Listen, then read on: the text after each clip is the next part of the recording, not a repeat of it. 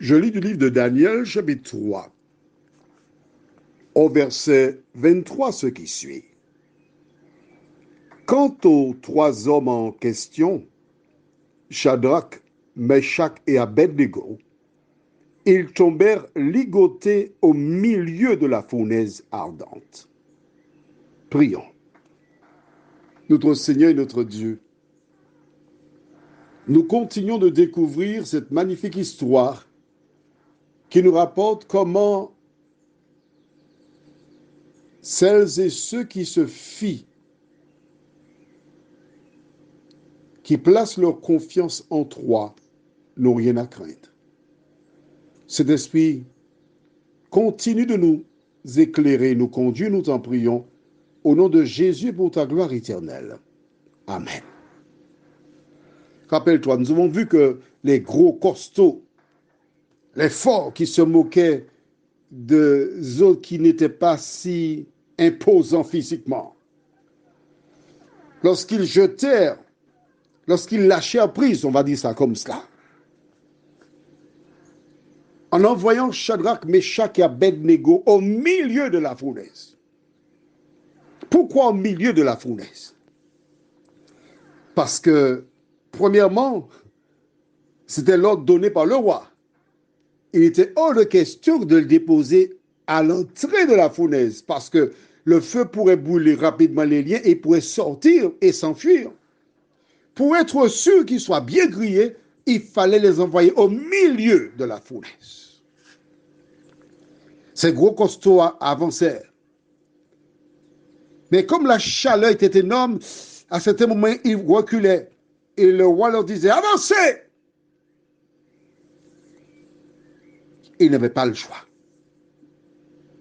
Maintenant, ils commençaient à réfléchir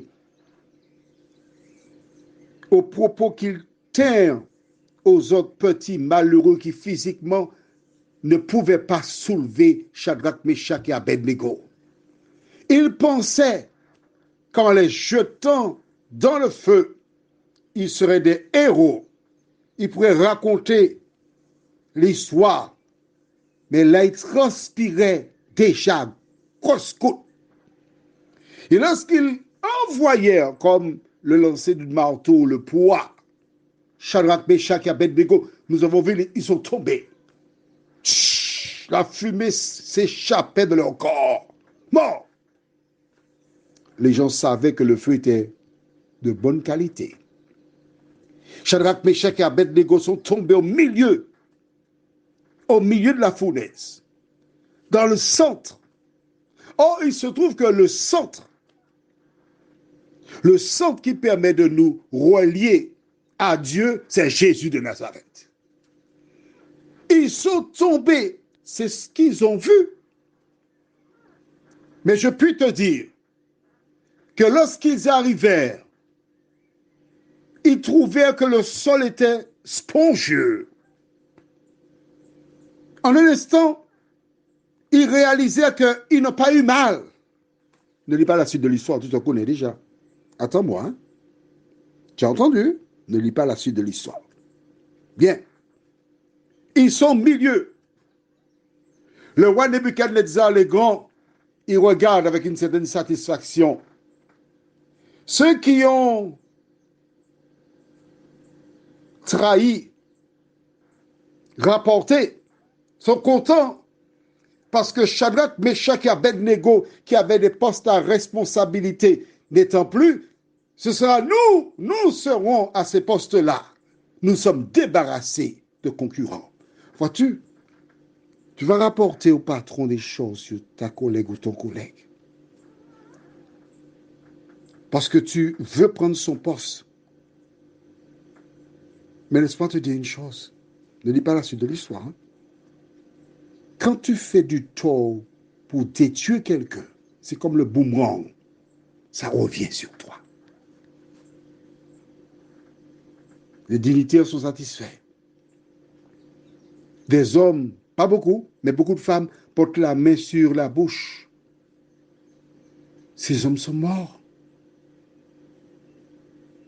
Le jour vient où les hommes commenceront à faire de même, comme du temps de Nebuchadnezzar. Et les enfants de Dieu devront se lever pour dire, oui, nous sommes des enfants de Dieu.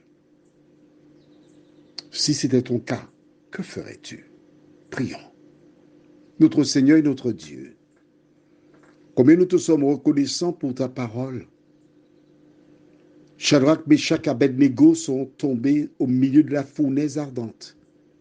Mais dans le centre de la fournaise ardente, il y a forcément Jésus qui dit à ses enfants, je suis avec vous tous les jours jusqu'à la fin du monde. De nous aider à méditer, à croire que quel que soit ce que les hommes pourraient faire contre nous, tu n'abandonnes jamais tes enfants.